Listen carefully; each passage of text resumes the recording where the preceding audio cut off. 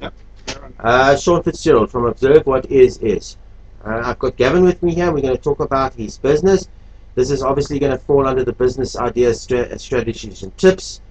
So let's just start with the interview. Gavin, introduction, your full name, your age, are you married, and a little bit about yourself. Hi, John. Yes, my name is Gavin Loader. I am married, have been for quite a few years. The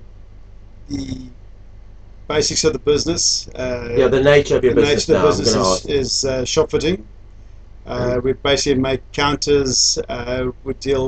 We try not to deal with the housewives. We deal with the retail sector. Okay. You know, that sort of line of business. We're making counters, building interior shops, closing shops down, all along that line of business. Gavin, I'm going to ask you, have you ever owned a business in another field? Carry on. Yes, I have. I owned a business Carry on. which was in the biltong industry for a while.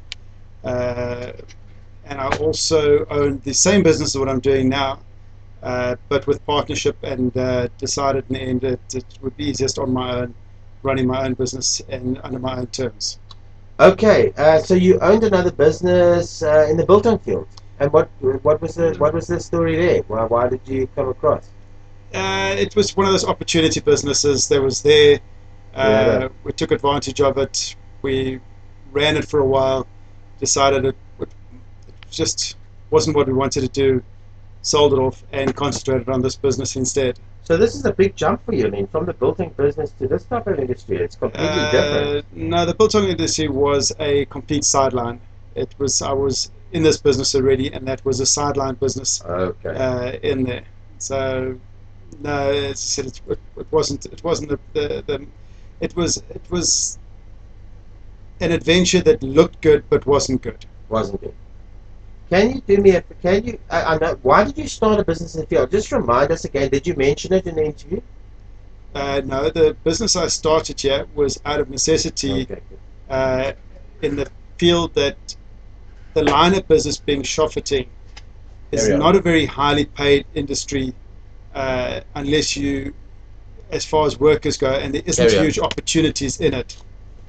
Okay. Uh, so So is that why you you started? know, it's almost a subsistence business, uh, and in the past, in the 80s, it was a lucrative business to be in, uh, but as everything's gone along, it's no longer as lucrative to be in, but it's still enjoyable to see and to manufacture and to see the creations that come out of it. Okay. What are some of the challenge? Why did you start a business? Was it passion or money? Necessity. It was Sorry, I was necessity, listening yes. to No, you. it was So you necessity. explained that. What are some of the challenges you faced to start this business? Were there some challenges? The challenges, as I think in any business, is always financially. You have to have initial capital. You've got clients that only pay in 30 and 60 days. So very often, it always comes down to money. Uh, the materials and the is always available. Okay. In the recent years, now the actual qualifications for the people available is also becoming a bigger and bigger challenge. There's just not the trained staff out there anymore that there used to be. Okay, I'm going to talk to you about that and present challenges. What are the present benefits to you of owning a business? Are there any present benefits to you? Well, your benefits is, as with any business, you have freedom. Uh, you you're your own boss. If you want to leave your office, you leave your office. Uh, what you reap, you benefit. Uh, so yeah, that's the nicest part of the business, is that you're not reporting to anybody besides the client, Okay, great. and that's the joy of it. Thank you, Gavin. What are the present? Okay, sorry. What are your present challenges? Keeping it running? And you mentioned something about staff and money. Can you just elaborate on all that? Are they challenges? Well, the challenges in this business is it's very seasonal. You have your basically it boils down to 4 months of the year. You have March and April and November, October and November, which is where you need hundreds of staff to operate, and then you get your bare months, which you need 5 staff members to operate. So that is the biggest challenge, is to try and balance how to keep your key staff and where to get the other staff when you need them, because the entire industry operates the same way, that everybody gets busy at the same time and everybody is quiet at the same time. So that's one of the biggest challenges. Thank you, Gavin. Would you recommend your type of industry to people wanting to start a business? On a small scale, yes, it can be done, but it's very subsistence. On a larger scale, it becomes very challenging because there is a lot of people doing it on a subsistence level. A lot of people, we call them the Bucky Brigades, are running around doing everything that we do, but on one-offs. So just explain. Sorry, the name. Wooding. Which retail industry? Wood for the retail industry. Yes, that's making right. Beds. What is it? It's making counters, the shop interiors. It's shop fitting. Yeah, okay. It's the entire. All the wooden accessories that go with it. You know, it could be from the ceilings to the walls to the decorative finishes to everything involved in putting a shop together. It doesn't mean I'm not limited, and I have been known to do bedroom cupboards and kitchens and that sort of line of work. Okay. But it's not my passion. Is this your passion? The retail industry is a passion, yes. Selling. Explain to me how in the retail industry you do this. Well, I mean, for example, a restaurant. To see an empty shell, starting out with an empty shell, and at the end you have an entire restaurant with. So you would sell the services to them, the wood food, and you would go and do that, or? I would go. Have drawings done on the interior, and then build the counters, build everything to what's needed. That's your passion. Yes. And you're doing now what? The same thing. No. The same thing. Yes. So you are doing what you're passionate about. I'm doing what I enjoy doing. Yes. All right. That's important. You must enjoy doing it. On that, it's there isn't a huge amount of money in it. Clients always seem to moan that it's cost too much. Fair enough. And unfortunately, the cost of too much is not really too much, because it's all relative to the cost of materials and the cost of labor involved in doing it. I understand. Future prospects of your type of industry? Huge? Large? It all depends on the actual country, and it depends on what's happening around. Explain? We need shopping centres to be built. Constant revamps that need to happen. Without that, the growth is unpredictable. You have an election year, which tends to die completely. Nobody does any work. You have, as soon as a shopping centre gets built, everybody in town is busy. So it relies on constant big projects happening to keep busy. Sorry, observer is I'm with Gavin in his office here, and as it is, everything's unscripted. I think we're going to have a aircon flyaway here. Yeah, it's just the sound from the aircon. No, that's fine. It's nice of keeping us cool. Just to explain to the viewers where that's coming from. It's not a fire alarm. It's fine. It's us still here. Okay, a very important point that Gavin brought here. Shopping centres bring business. When you create a shopping centre, everybody's busy. Correct? That's correct. Yes. Building gets work out of it. Good services, and of course we forget the people that comes eventually and buys. Yeah. So this is all. It just brings business. A shopping. Are we getting more and more shopping centres? Are they getting less? Well, at the moment, Durban, for example, is pretty much built up. There's not really a huge amount of space for expansion or more centres to go into. So we are having to travel further and further. There is expansion happening in the smaller regions with smaller shopping centres going in. But that does mean you're travelling further and further away to do the work. Yeah, and also the question begs to be asked: is there enough income generating down those coasts? I suppose people want to build shopping centres in cities because of the income, the amount of people that will buy. It all goes demographic of where the people are. That's where the centres get built on it. All right. So thank you, Gavin. Sorry, you wanted to add something? No, that's fine. I want tips and suggestions on how to start a business. Just give me out. For people that 19, 20, wanting to start a business, not necessarily in your field, maybe somebody 40 or 50 has got a bit of money. Any real tips and suggestions? You're an experienced guy. You told me that you were in the biltong industry and all this type of stuff. Can you? The difficult part about starting a business is always going to be your capital. I was fortunate enough. I borrowed a lot of money and started off with everything.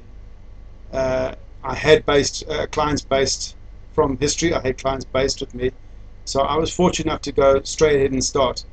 But I have seen a lot of guys starting in this industry who start basically from scratch. And by that I mean they start from their car with a tape measure or with a writing pad, and off they go and they see people and they work from there. Your main thing is to start your clients, keep your clients happy, and they will come back time and time again. I wanted to ask you something. Sorry to Yeah. interrupt. And I know this has come out of the blue. I don't know if I asked it. Would you ever go and work for somebody else again? I would find it difficult to work for somebody else. It's once you've run your own business and had your own business, it's difficult to go and work for somebody. The challenge is that it's just so much bigger challenge on it. You then report to someone. You have to listen to what they're saying. You have to grow their industry and grow their business. Although I have known a lot of people that have started this type of business and are working for other people with the history that they picked up a lot of experience by starting their business, and that experience helped them a lot in their next job working for someone else, because they have a better understanding of what business is about and the challenges involved in it. Thank you, Gavin. So you recommend people become entrepreneurs, start a business. Your recommendation on that? Good idea to have your own business? Or does it require a certain person? This part of tips and suggestions, I want you to carry on there if you've got any more knowledge. Yeah, I would always say to somebody, if you want to start something, start it. You can only try it out. Start what you want to do, try it. If it doesn't work, it doesn't work.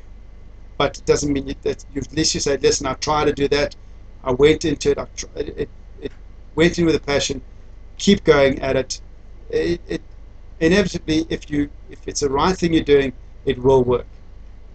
Thank you. Anything you want to add? Anything I missed? Anything you want to give to the viewers? Some of your wealth of experience? Anything that I missed? Difficult to actually think of that. I mean, I spur of the moment. Look after your staff. Look after the people around you. There's going to be a lot of challenges. There's always something that kicks at your door. There's always a vehicle that breaks down, an engine that blows, something that comes out. But the rewards are there. Your end result is always nice to see. Would you advocate people keeping money aside for a rainy day when they own a business? You try. Do you try? You try. It doesn't always work. There's always a rainy day that happens. But are you able to put away money for those rainy days? You always put a little bit away. But inevitably, like I said, there's always this challenge that happen. It's just it's just impossible for it not to happen. You know, you say put money away for a rainy day, but you put money away and then you need new machinery in there, so that money goes into your new machinery. It was used for something else. You always have that. You know, you always have that item you need. There's always something that you want. There's always a new machine that's out there that you say, we could really do with that, and then go and get it. And then there was always the machine sitting out there that you just can't get because it's just too big. So yes, there's always something bigger and better out there. And money for a rainy day, it just gets absorbed. Thank you, Gavin. All right, we're going to do a little expose on Gavin's business. I'm going to ask him one question before we give his contact details. What's unique about your business as compared to your competitors? Is there anything that you do differently? The uniqueness is that the fact that it's a small business, there isn't a lot of people to report to. So I do most of the work involved in it, and therefore I'm very much involved with the client on all aspects of the job. Whereas if you go into a bigger corporate business in the same industry, it starts to get a little bit dysfunctional on it. And I think I could actually supply a good service by being in that small, compact business in it. Thank you, Gavin. All right, we're going to leave your contact details. What is your name? Your full company name, your address. If you want people to be able to find you, that's not the case, then it's Sure. fine. And the telephone details or website. Do you have any of those? Yeah, sure. My full company detail now is I trade as GHL Shopfitters. I have a business which is a factory for manufacture at number 63 Acott Avenue, which is in Bryadeen, Durban. My nature is, as I said, I enjoy retail work and specialized projects. And your telephone number. Yeah, telephone number would be good. Huh? Yeah. I'm available on a cell number of 083 252 5868, and my mail is Gavin, Gavin, at elrane.co.za. Do you have a website, Gavin? I don't have a website. I have a GHL Shopfitters on Good. Facebook. Fantastic. You'll find Gavin on Facebook. Yes, he's that's got right. quite a large, and we're gonna have his video up on Facebook. Thank you, Gavin. We are at the end. There's nothing else that you need to add. Won't you just thank you for the interview? Won't you just hit the red button?